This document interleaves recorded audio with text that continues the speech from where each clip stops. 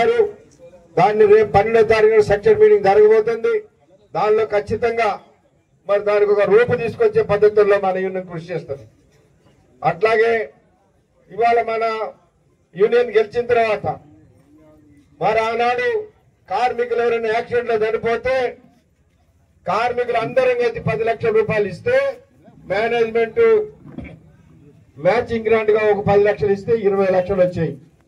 కానీ ఇవాళ మనం గెలిచిన తర్వాత కార్మికులు 1 రూపాయి ఇవ్వాల్సిన అవసరం లేకుండానే యాజమాన్యాన్ని అటు బ్యాంక్స్ ద్వారా మాట్లాడిపించి ఇవాళ ఒప్పించి ఒక్క కార్మికుడు చనిపోతే యాక్సిడెంట్ లో ఆ కార్మికుల కుటుంబానికి ₹1 కోటి ఇవ్వాలనేది ఒప్పందం చేయించాం.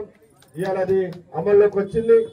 ఇవాళ మైన్ యాక్సిడెంట్ అనే కాదు, బయట యాక్సిడెంట్ లో చనిపోయిన దురదృష్టం కార్మికులు ఆ కుటుంబానికి మరి ₹1 కోటి అనేది రావడం జరుగుతూ ఉంది.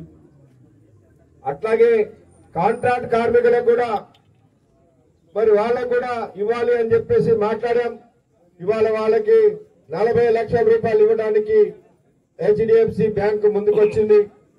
ఇవాళ కాంట్రాక్ట్ కార్మికుల జీతాలు అన్ని కూడా ఆ హెచ్డిఎఫ్సి ద్వారా తీసుకోవాలని, మరి ఎవరైనా దురదృష్టం వల్ల కాంట్రాక్ట్ కార్మికుడు చనిపోతే గతంలో కాంట్రాక్టర్లతో కొట్లాడితే 2 లక్షలు 3 లక్షలు 5 లక్షలు అంతే వచ్చాయి. ఇవాళ వాళ్ళకి కుటుంబానికి ఒక 40 లక్షల రూపాయలు వచ్చినట్టుగా మన యూనియన్ ఇవాళ పంజాబ్ నేషనల్ బ్యాంక్ ద్వారా హెచ్డిఎఫ్సి బ్యాంక్ ద్వారా ఒప్పించడం అనేది జరిగింది.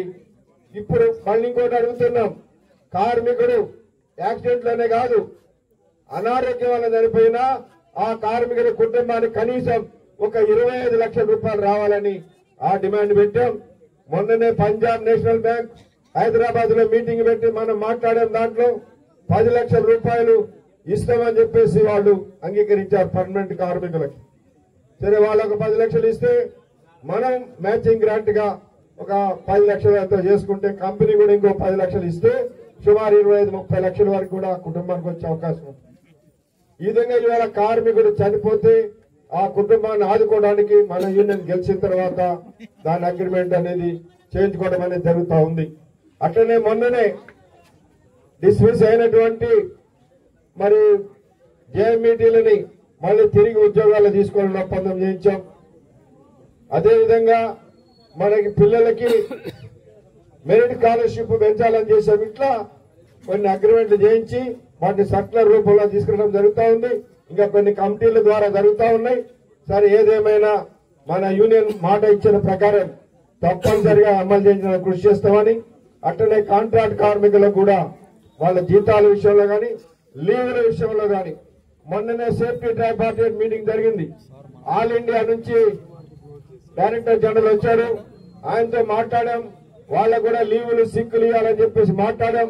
తప్పనిసరిగా దాన్ని ఒక డిమాండ్ గా పెట్టి కాంట్రాక్ట్ కార్మికులకు కూడా సంవత్సరానికి ఇన్ని రోజులు లీవులు అని వచ్చే విధంగా చేయడానికి మన ఏఐటీసీఎన్ కృషి చేస్తామని చెప్పేసి కూడా తెలియపరుస్తూ, ఏదున్నా మన కొమరయ్య గారు ఏ ఆశయం కొరకైతే ఆయన ప్రాణాలు చివరి దశ వదిలారు, ఆ ఆశయాన్ని మనం మరి సిద్ధం చేయాలంటే మనం అదే బాటలో నడవాలి. తప్పనిసరిగా మన కార్మికుల సమస్యల పరిష్కారానికి మన ఏఐటీసీఎన్ ముందుంటుందని చెప్పి తెలియపరుస్తూ నాకు అవకాశం కలిగిన మీ అందరికీ ధన్యవాదాలు తెలియపరుస్తున్నాను. Thank you. సార్కు కేజీఎంఏ తరఫున రుద్రంపూర్ శాఖ తరఫున ధన్యవాదాలు.